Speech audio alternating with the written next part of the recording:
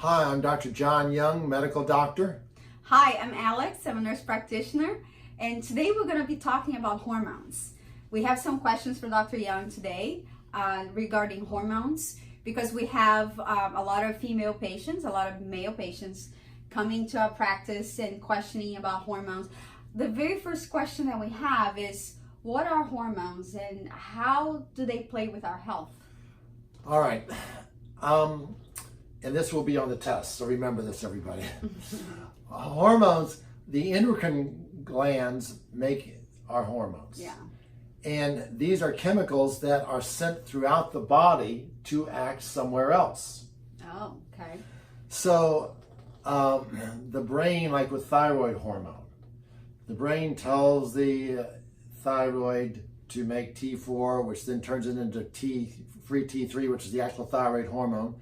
And then that hormone goes all over the body, works in digestion, depression in the brain. I mean, it's called the master gland because it makes the hormones that just affect everything in our body, you might say.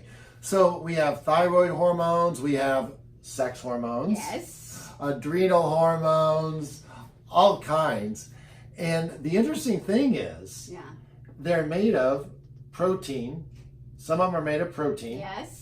Some of the neurotransmitters, Yes. but most of them are made of cholesterol. Oh. And what is also very interesting is everybody is, I've got to get my cholesterol down. Yes.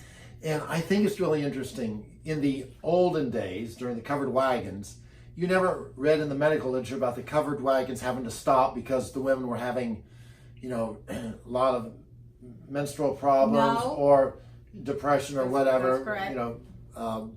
menopausal. And our eating was much different then. True. And now here in America, we're really into, boy, we've got to get that cholesterol as low as possible. And that really does affect the ability to make hormones. Doctors are saying, get your LDL cholesterol, get it as low as possible.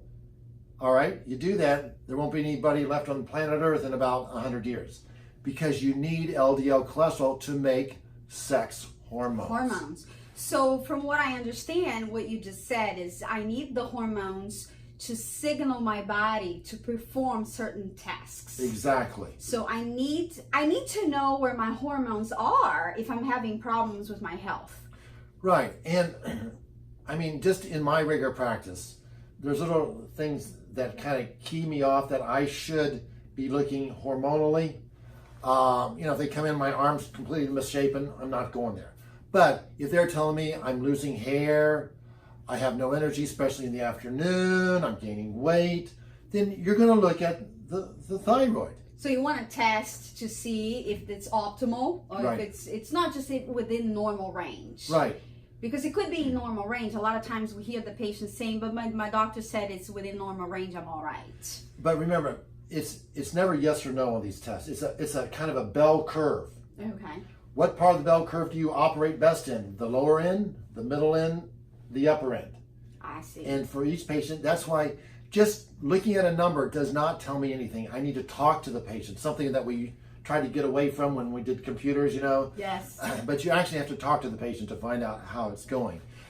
So it's very interesting that not just, going to my doctor and checking my blood sugar and my cholesterol levels. It's actually very important for us to know our hormones, where they are in the bell curve, because that will associate with how we feel. Right. So that's part of the overall integrative look, holistic look at medicine and how we should be looking at people. So that's how hormones are so important for our health. So we should also look at that. That's what you're saying. Right. That's part of it. So it's never, and the other thing is if one set of hormones is off, there's a good chance that others are going to be off too. So all the time, I know both you and I do this, we will also check, the testosterones, Yes. the estrogens. Yes. And I think what's very interesting is things that people may not associate with hormonal imbalance. Yes. Like lack of sleep Yes. could be a big hormonal problem. It could be. So it needs to be tested. So just to summarize for our audience, I think it's important for people to know that hormones are important. They should be tested. It is what you eat, as far as you saying cholesterol, it is important so you can make hormones. So it does make a difference how you eat, so you can have a better hormone balance. So, and that's part of what we also do here. We try to, with food, with diet, help people to balance their hormones.